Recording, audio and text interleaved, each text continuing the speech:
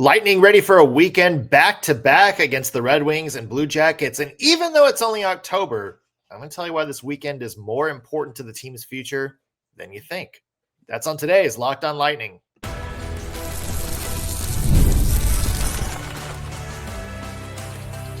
You're Locked On Lightning, your daily podcast on the Tampa Bay Lightning. Part of the Locked On Podcast Network, your team every day. Thank you for making Locked On Lightning your first listen of the day. Every single day, we are your free daily Tampa Bay Lightning podcast, part of the Locked On Podcast Network, your team every day. As always, we want to give a shout out to our everydayers, those of you who tune into every single show, every single day. We love you. We appreciate the support you give us week in, week out.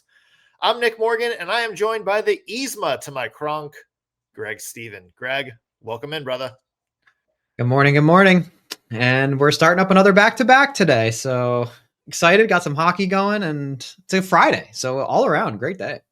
It is back-to-back. Drake would absolutely love this Lightning schedule because there's a lot of them this year. A lot to get into today. They play the Red Wings tonight, the Tampa Bay Lightning, of course. And then they play the Columbus Blue Jackets tomorrow. Two crucial games considering the Lightning's slow start. And Greg, I know it's only October. I know there's a lot of hockey left to play. I think this weekend is going to be more important to the Lightning moving forward than a lot of people think. We're going to get into that, plus odds and predictions for both games. First, though, I want to mention today's episode is brought to you by Game Time. Download the Game Time app, create an account, and use code LOCKEDONNHL for $20 off your first purchase. All right, Greg, I want to talk about just Tampa Bay's back-to-back moving forward. Red Wings tonight, Blue Jackets tomorrow. Yep. Obviously, we know Tampa's 1-2-1. A lot of hockey left to play this season. You and I are not hitting the panic button. But talk to me about just how important you see these two games in the sense of just getting Tampa on track from this slow start. Yeah. First, like you said, getting on track, momentum building right now is key, especially if they want to come home on a positive note, which we already have seen them play at home, and it wasn't great. And look, playing against the Red Wings is a serious matchup, right? Like that's technically a 4-point swing. And you want those points. Like I actually preached this last season. If they just cared more about some of these serious regular season and division matchups, they come out in first in the division and they don't play the Cats in round one. So I really think some of these games matter a lot more than people realize. I think the Red Wings game particularly is very important. And I think they're both winnable. So yeah. I saw a good quote yesterday, and it was, you can't make the playoffs in October. Right. But you can miss the playoffs in October. Yeah. And I'm not necessarily saying like the Lightning are going to miss the playoffs or anything like that, but you think about how tight some of these division races get down the stretch. Yeah. Then you go look at this game, and it's a team in the division playing us, and like you mentioned, it's going to be a 4-point swing. Yeah. I think you have to rack up points during these games early on because look, I've said this like 5 times this show already, but there's a lot of hockey left to play. Yeah. But I do think racking up points against these games could make the difference down the stretch when the races get super tight and when teams start to separate themselves a little bit. Yes. The other part of it, Greg, is just it feels like there's some early season adversity from the Lightning. And we had the Nick Paul injury coming into the season, which good news. It sounds like he may be back sooner rather than later. He was skating on his own before practice yesterday, so that's a good sign. Definitely. Obviously, you had all the drama with Florida. You had some questions over Vazzy's health. We know Hedman missed some time in the preseason. You don't have Zemgus Girgensons. You now don't have Max Crozier. You had JJ Moser suspended for 2 games. A lot has happened early this season, and it just feels like these last 2 days have been the first chance I think the Lightning have had to sit back and breathe a little bit. because they had a heavy schedule early on. They played Yeah. Thursday, Saturday, Monday, Tuesday. That's a lot of hockey. Right. It's been their first kind of extended break, and I think you have to use this time to reset and then maybe move forward and be like, okay, it's been a chaotic start. Let's recenter, let's get refocused, and then let's figure out a way to maybe fix some of the issues that have been plaguing us. Yeah, absolutely. Like these are 2 critical days of healing and planning and just talking with each other, I think too, just kind of figuring out what is going on here, right? Right. I think another thing we need to remember is that, and correct me if I'm wrong, but I'm almost certain I'm right. They don't play again until Thursday after this back-to-back. So you should be going into these 2 games saying, let's get these 4 points, right? Yeah. Like there's really no excuse. Obviously, you've done 2 back-to-backs in a row. I get it. It's tiring. You've had 2 days off now, and you have about 5 days off after these 2 games. And I think you got to go into these games giving it 100 every shift and collect 4 points right here and get yourselves back on track before you come home.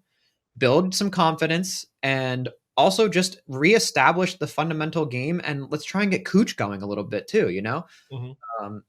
And in my eyes, the Red Wings don't have terribly strong goaltending. So I really see this as an opportunity for them to build a little confidence. That being said, look, their team as a whole is very strong in my eyes. Yeah. And Talbot's been good too. But Cam Talbot's been great. But look, he's not Vasilevsky to me. And I think the Lightning offense is perfectly capable of putting 4 or 5 on him. Like I just don't see why they shouldn't be able to. Well, here's an interesting thing about the Lightning offense this year. 21 shots on goal per game, 30th in the NHL this year. We've talked about the long shot droughts, but that is a wild stat, Greg, for this offense. The number 1 scoring offense in the NHL last year, 30th in shots on goal. Yeah. Pretty scary, isn't it? Yeah. Playing a lot of defense, and we don't even play defense well. So yeah. Something else scary, 31 shots on goal per game against. That's 5th most in the NHL. And they're 28th for goals against too, with 4 on average, which is way too much.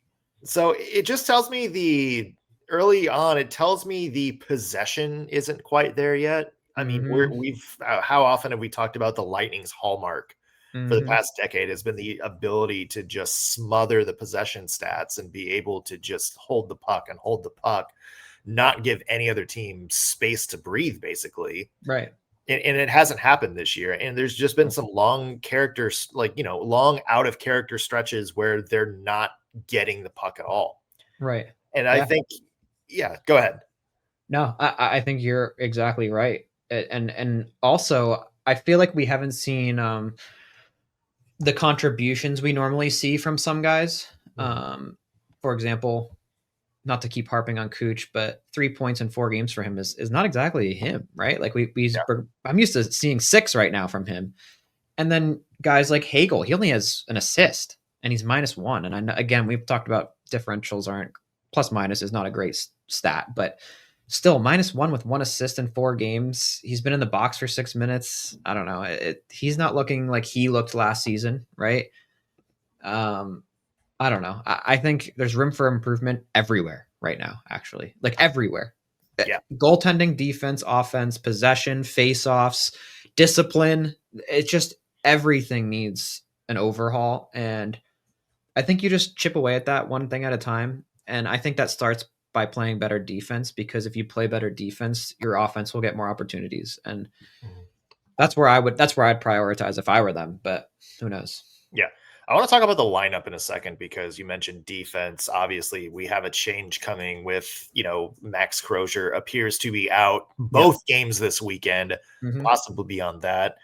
John Cooper answered whether he was going to make another call up. We'll get into his answer, whether or not we agree. Plus, a look at the Red Wings and Jackets, all coming up on today's show. We'll have more when we come back.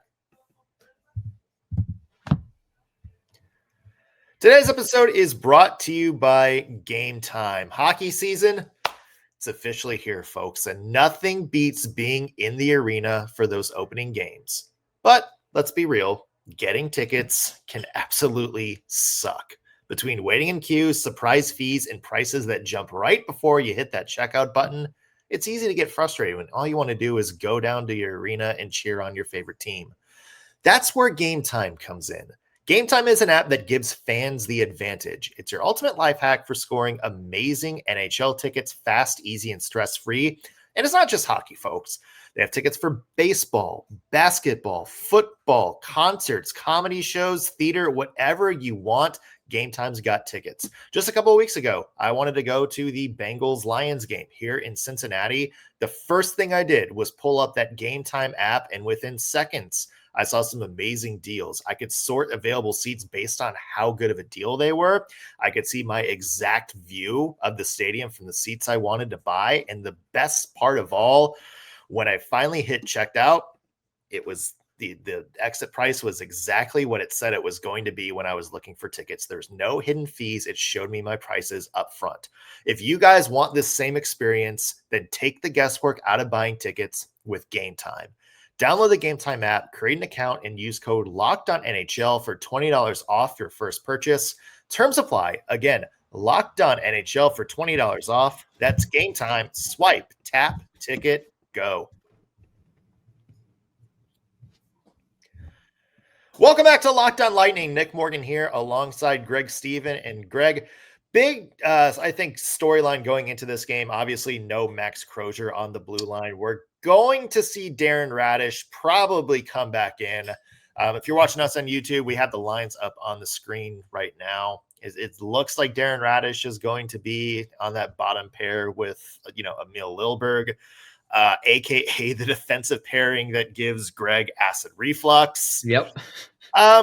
When John Cooper talked about this yesterday, I think it was Gabby Shirley who might have asked, do you see maybe calling somebody else up on defense? And he said, I don't know.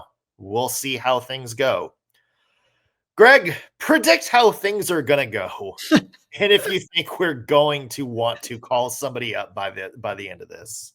Well, if you look at the pregame rosters right now, Santini is technically on there, but he has dashes, so he's probably not playing. But I feel like that's where they're looking if they're bringing someone up that isn't Radish.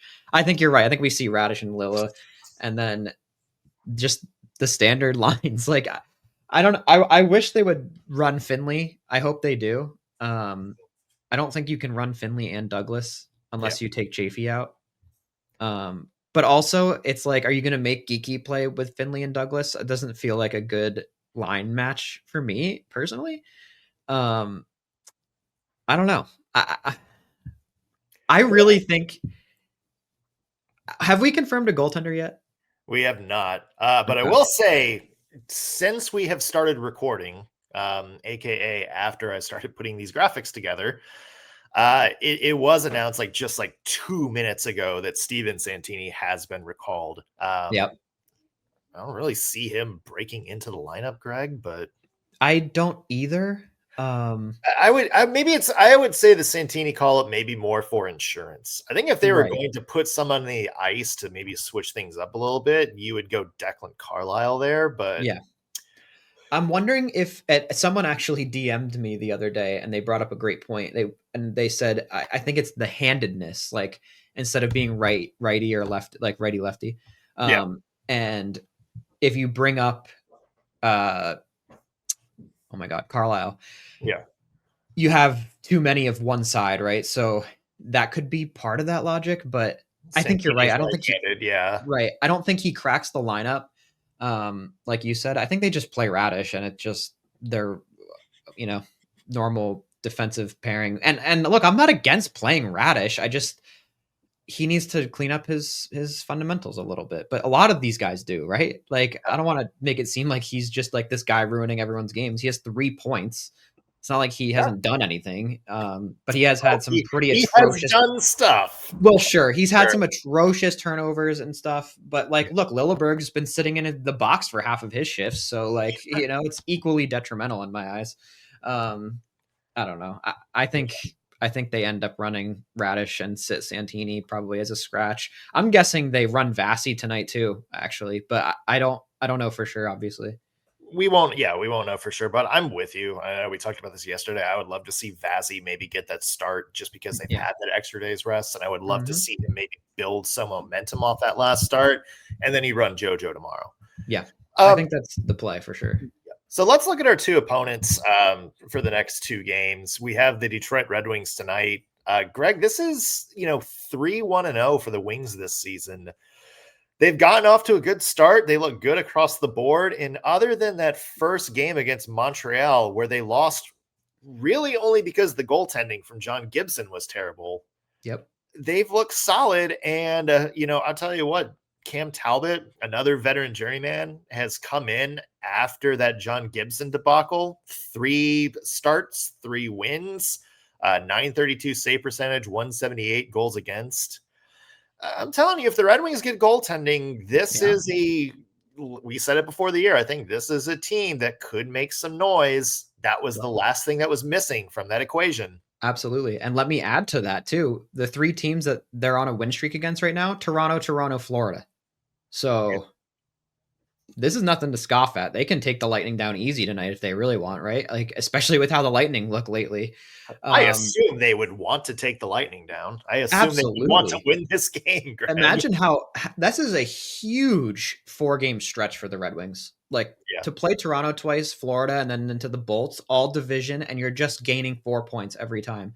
And they're doing it, right? Like I don't know. I'm scared if I'm the. I mean, I'm not scared if I'm the Lightning, but I'm thinking about this game heavy. Like this is a game you have to win. You have to win this one, even if you choke tomorrow for whatever reason. You shouldn't, but if you do, this is the one of the 2 you want to win for sure, in my eyes.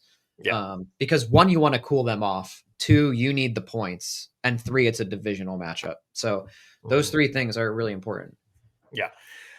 For me, it's like a story of 2 teams trying to build momentum for different reasons. They're kind of on opposite ends of the spectrum. The Red Wings kind of wanting to prove themselves a little bit, stockpile some of these early points because past couple of years that end of the season is sort of where that things have fallen apart and where things have slipped. So getting wins early against divisional teams is what's going to propel them.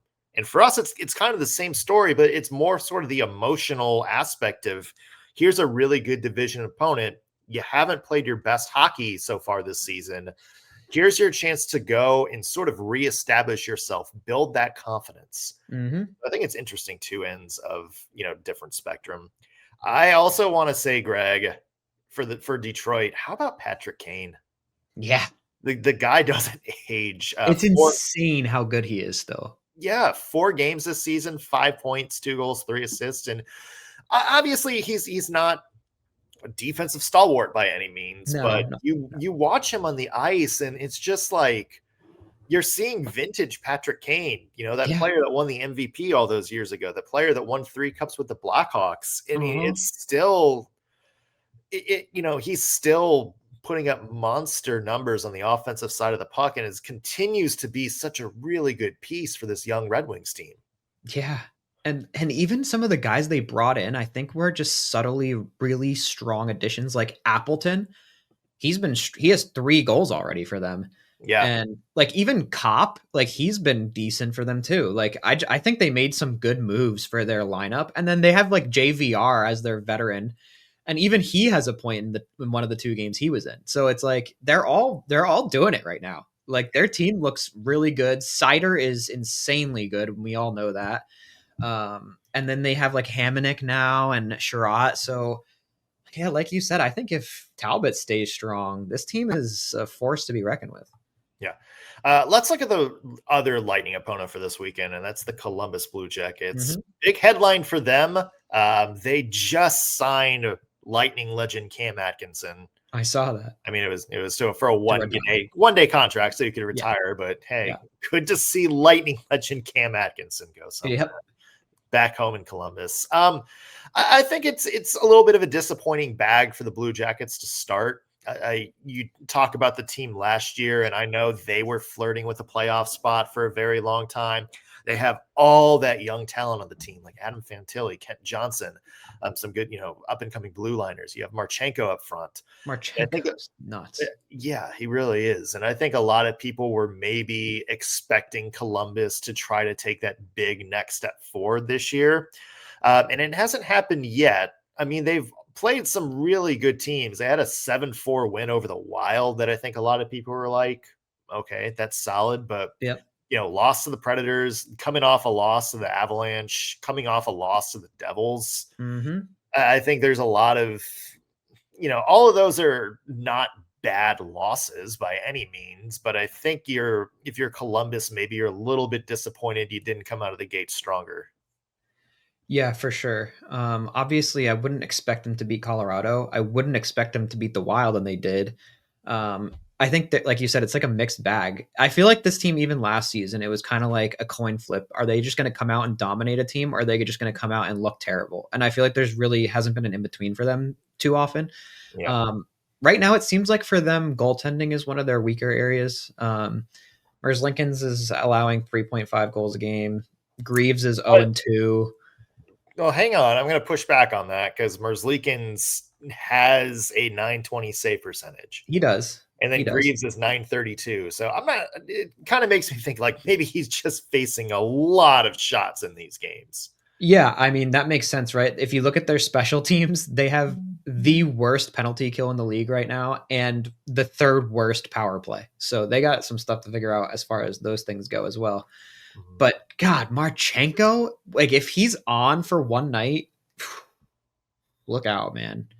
Yeah. He's dangerous. And I'm scared of him when the Lightning play him because I feel like he's the guy that he can just make or break an entire game for you. Yeah, 4 goals so far this year for him. We're going to take a break, and when we come back, we're going to make some predictions for tonight's game, including money line, who we think is going to score, and some more fun stuff. We'll be right back in just 1 second.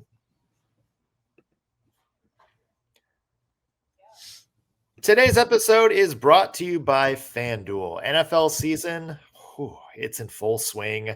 Boy, if you watch the end of that Bengals-Steelers game, what a throwback watching Rodgers and Flacco out there tearing up the AFC North like it's 2010. Hey, if you're a fan and you want to see more of that, FanDuel's got an offer you don't want to miss. That's right, because right now new customers can bet just $5 and get $300 in bonus bets if you win. That's right. All you have to do is pick a bet, put down $5, and if it hits, you'll unlock $300 in bonus bets to use across the app. I love using FanDuel because it gives me so many different ways to play. I can build parlays.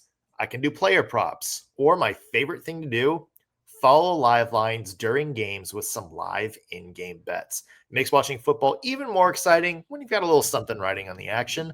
So whether you're a casual fan, love diving into the stats, or just love following the guys on your fantasy team, FanDuel makes the game day experience so much better. So what are you waiting for? Visit FanDuel.com to download the FanDuel app today and get started. Again, FanDuel.com to download the app and place your first $5 bet.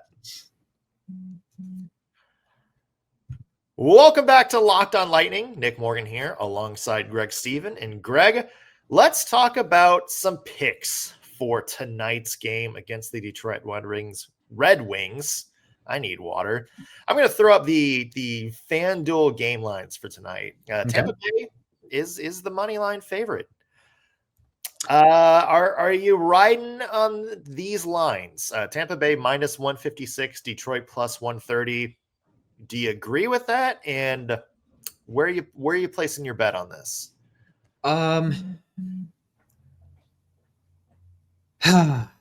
It's close, right? I think on paper, I think Tampa is the favored team in general.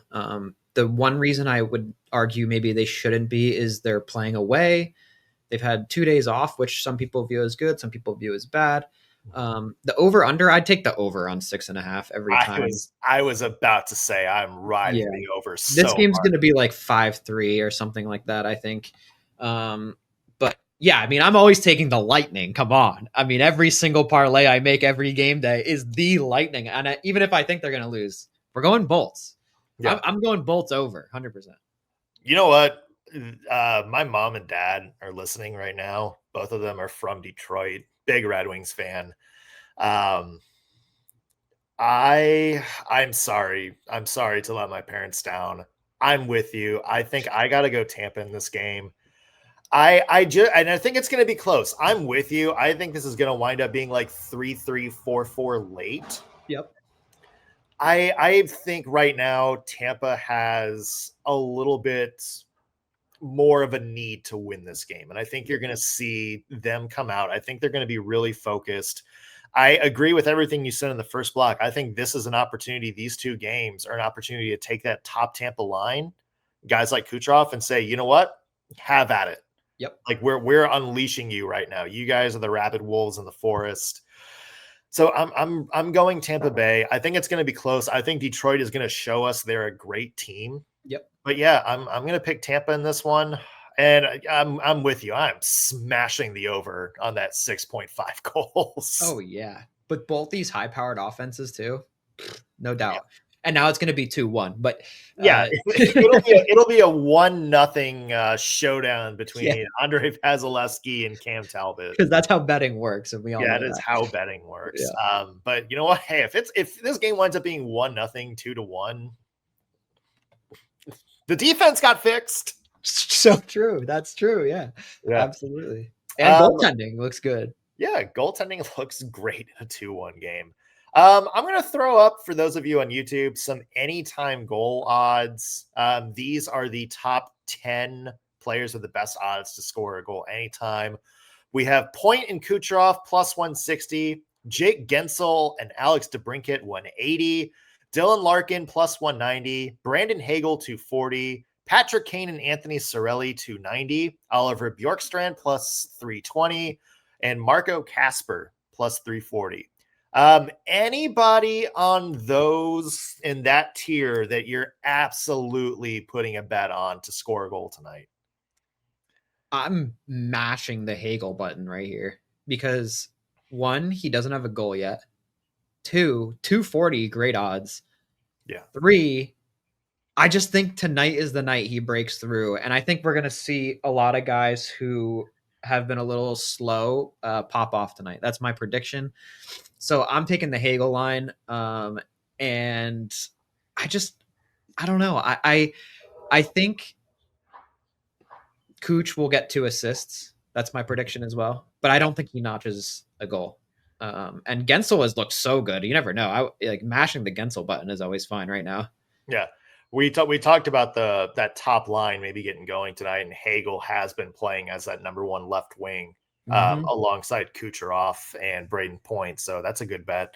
On the Red Wings side, Alex DeBrincat has 6 points this season, none of them goals, but we just talked about how good Patrick Kane has been this year. Yep. And he and Patrick Kane have been like you and I, Greg, peanut butter and jelly. Yeah. Since Kane came on the Red Wings, and they have such good chemistry. I'm thinking this might be an Alex DeBrincat goal night. The other one, it's not on this list, but Greg, I'm just going to throw some money at here. Okay. Plus 800 Darren Radish. Wow. And look, Darren Radish he scores. He is out there for offense and vibes. He's not out there for defense, which is because he's a defenseman. But he's out there for scoring and vibes. And at plus 800, I think we might see some scoring from Darren Radish tonight. Hey, 3 points in the 3 games he's played this year. I mean, it's probably really not as bad a bet as the odds make it look, to be honest. Yeah. Let me throw something funny at you. You know who scored last night? Our boy Nick Perbix in the Nashville game. I did see Nick Perbix. He notched one last night. I was like, there he goes. He's popping off. I think that was his 2nd goal of the year. 2? Was it? I think he's got 2 this year. He might. I have to go back and double check or check in with Ann Kimmel for Locked On Preds to see. But yeah, crazy times, Greg. Yeah. Yeah, I guess we'll have to see how things go tonight. I'm interested to see what Monday's show is going to be like, because I think, as I said at the top, I think we're going to learn a lot about the Tampa Bay Lightning moving forward with how they respond in these back-to-backs, and knowing that you're going to have 5 days of rest before the next game. Yep, you got to leave it all out there with these 2 games. I think it's important to get your season on track here. So opportunity, and then they come home too. And that's something you should be looking forward to, despite how the first 2 home games went. You want to get these 4 points, come home with confidence, and start streaking at home as well. So yeah, we'll see. Yeah, it's going to be interesting to see for sure. Hey, if you're listening, join us on Monday because we are going to have a lot to talk about either way. You can follow us on the meantime on our social media channels, Locked On Lightning on TikTok and Instagram. We're trying to get our TikTok up and running here. Or on Twitter at LO_Lightning. We would love to hear from you. That's going to do it for us on today's Locked On Lightning. Thanks for making us your first listen of the day. We'll be back with a new episode Monday, not tomorrow. It's the weekend. Don't bother us. We'll see you then.